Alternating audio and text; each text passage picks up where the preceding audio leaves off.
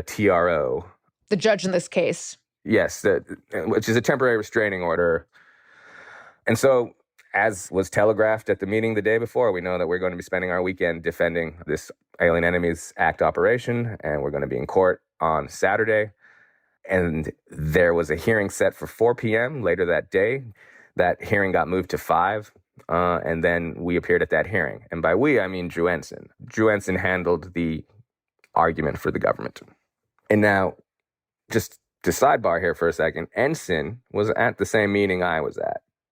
And he heard the same things that I heard from Mr. Bovey, including that planes are taking off over the weekend and that they need to take off no matter what. And this is the highest priority to the White House. So Boasberg asks him, are there any planes taking off? And he says, I don't know. I believe that to not be a plausible answer from someone in Mr. Ensign's position, since he was at the same meeting as me. You think he lied?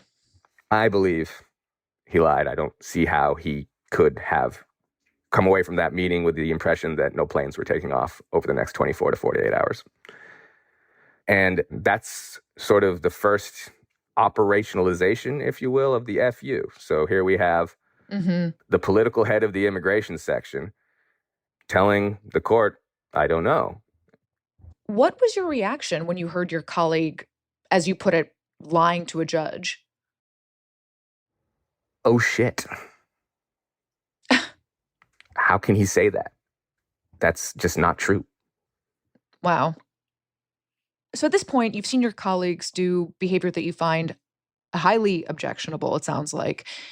At what point do you actually get involved? Well, I'm talking to my immediate supervisor in real time as this is happening the evening of March 15th, and I'm banging the drum of this is not right. We're lying potentially to the court.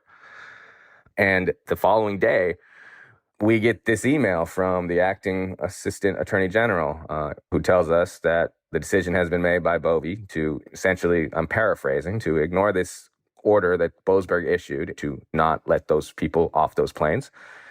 And that Bovey had said, no, that's not an order we need to follow. Let those people off the planes. And then on Twitter, you can see like this video where they just hand these individuals over to the El Salvadoran authorities and transfer them to CCOT, the maximum security prison.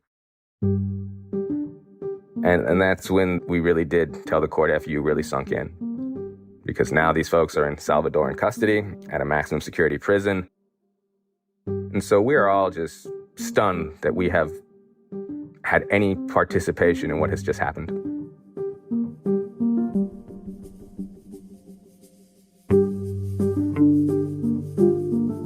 We'll be right back.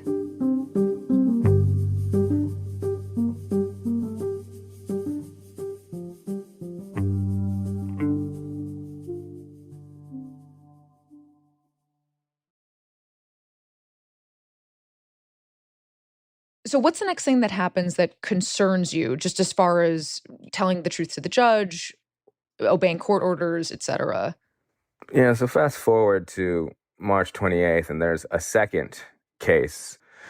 A judge issues an order forbidding the government from removing individuals to third countries they're not from, without following certain minimal process beforehand.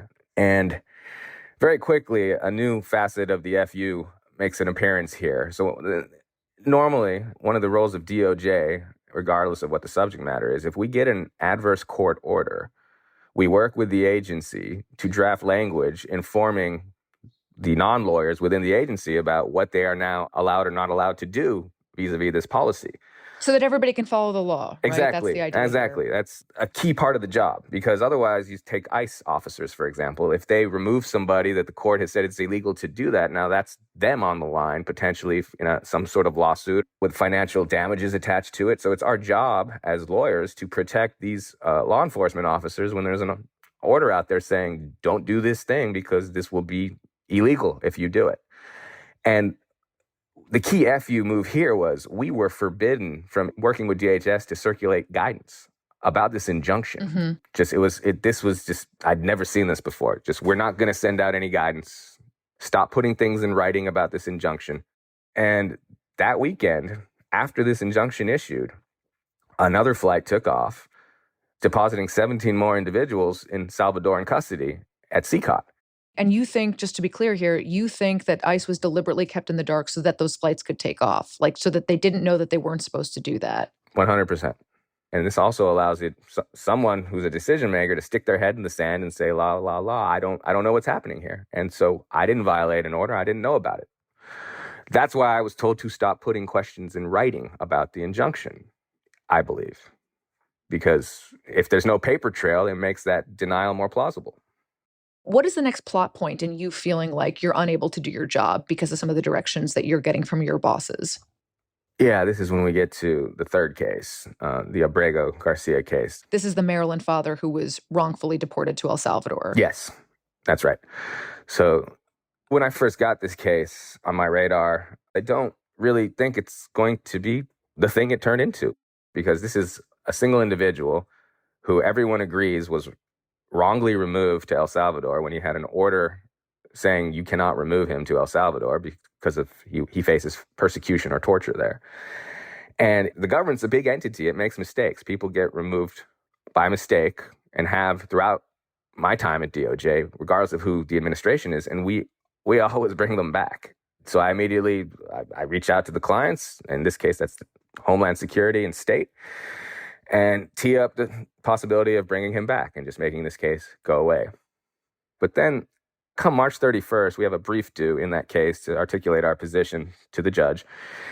And it's kind of out of nowhere, James Percival, who is a senior counselor to the Secretary, Homeland Security, Secretary Noem, sends an email to the group, and this is DOJ attorneys, Department of State attorneys, Department of Homeland Security attorneys, asking if we can essentially call Mr. Abrego Garcia some sort of MS-13 leader. A gang leader. Yeah, that Abrego Garcia is some sort of Kaiser Sose, some secret MS-13 mastermind. And none of us had seen any evidence of that to date, even though we'd asked for it, because the position that the administration is advancing in the press, what the press secretary and others are saying publicly, is this guy's MS-13 mastermind, a very dangerous individual, a terrorist. And so that's all happening in public. The crux of the email, if I'm recalling it correctly, is that by calling this individual a leader of a transnational gang, if he's a very bad actor, well, who cares that we removed him incorrectly? But then ICE was unable to corroborate the things Percival wanted to say to the court in a declaration because there's no evidence for it whatsoever. So what happens next? So we file the brief, and then on April 1st, I get this very ominous call in which it is conveyed to me that Mr. Bovee is very unhappy with a number of things, including this brief that had stated that Mr. Abrego Garcia was removed by mistake. He didn't like that you had admitted to that. He didn't like that the U.S. government had admitted to that. That brief was a brief reviewed by many attorneys within DOJ and DHS. But yeah, he did not like that this brief stated that it was a mistake to remove Mr. Abrego Garcia. And then in that same phone call, I'm directed to cease asking any further questions related to bringing Mr. Abrego Garcia back, about his safety in CCOT. So I was told to stop asking questions about that as well and just go to court on the 4th and make threshold jurisdictional arguments, meaning that the court has no authority to do anything because this person is outside the United States and beyond the control or custody of the U.S. government. So I go to court, and the judge asked me, among other things, do you concede that it was error to remove Mr. Abrego Garcia? I, of course, have no choice but to say yes. Saying anything but that would have been a lie. Mm-hmm. So the hearing ends, and right away, my phone is sort of blowing up, calls coming in particular from the Deputy Assistant Attorney General in charge of immigration litigation. And so just because he's my boss's boss. And he asks me, why did I not argue that Abrego was a terrorist at that argument? It's not something we argued in our legal papers, and it's not something supported by the facts. So that's why that didn't come out of my mouth. So he hangs up, calls back again a few minutes later, asks the same question, says, the White House wants to know why you didn't argue that Mr. Abrego Garcia is a terrorist. I have the same answers. And very soon afterwards, we get an outline of a brief that basically makes these arguments that he's a terrorist, that he's a dangerous MS-13 individual. And this to me was the third key example of the FU, because we are now at a point where we've admitted we did something wrong, the government, but instead of fixing it, we're just making stuff up about this person and signing a brief under penalty of perjury that we are submitting to the court.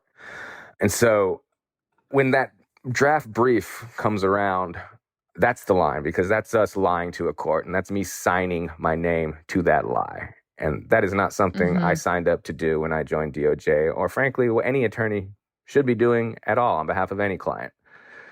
So I immediately raise red flags, and they take out the argument and they move it to a different section of the brief, as though I wouldn't notice. And they're still making the argument just in a different section. Just copy and pasting. Yeah, they just moved it elsewhere to come in a different order in the brief. And I'm like, guys, no, this is still not true. This is still a lie.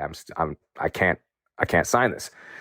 And this leads to this sort of dramatic last minute, late in the night conversation with my immediate supervisor. It's about 1:30 a.m. We're talking. It's an uncomfortable conversation because we both understand in some way in our minds that if I don't sign this brief, it's unclear that I'm employed next Monday. Really? He's thinking of it as, don't do this. This is not worth it. This is not the hill to die on. He's also thinking of it as he can't lose a senior litigator like myself, given, all the crazy in this period of time. So he says to me, you signed up to do this. You asked for this job. This is the job. Something to that effect. And that's when I say, I didn't sign up to lie. And that's the end of the conversation. He then files the brief with the information that I objected to. He signs it. And then the following day, around 10:12 in the morning, I get an email that I've been put on administrative leave for failure to follow an order, failure to advocate on behalf of my clients. And once that letter was sent to me, it was pretty clear that that second letter actually firing me was coming. How exactly did you find out that you were being fired? So, in a bit of good timing on my part, I was not in the United States when that happened. I had a long planned vacation. I was in Portugal, and I got an email informing me that under Article 2 of the United States Constitution, I am being removed from federal service, and that's it. What did that moment feel like, getting that email saying that you were fired after all of those years working at the Justice Department, as somebody that came to the Justice Department for, as you had said, pretty idealistic reasons? I mean, it was devastating. I mean, I handled it as best that I could. I didn't want to, ruin the vacation that my family was having, but it was devastating. This was, 15 years of my life.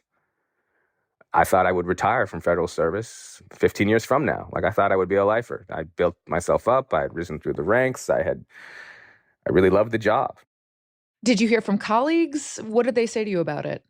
Yeah, I heard from a lot of colleagues. A lot. It was just stunning. Like, everyone was just shocked. And this is really the important point in all of this. It's pretty clear they fired me as a warning shot to the DOJ, to the civil division in particular. Here's Aras Rouhani. Here's a guy who defended everything in the first Trump administration. Here's a guy that nobody thinks is some kind of partisan actor. Mm-hmm. And we're going to fire him. And if you guys want to follow in his footsteps and, not play ball, not, pick loyalty to the president's agenda over your duty of candor to the courts, we'll fire you too. We'll take away your livelihood. We'll put you in the possible position of choosing ethics or a salary. The next big step that you take, of course, is filing this whistleblower report. And a lot of people might be aware that being a whistleblower comes with certain legal protections. It's an actual classification. But there are, of course, risks. Can you talk a little bit about how you were assessing the risks of filing this report when you did it?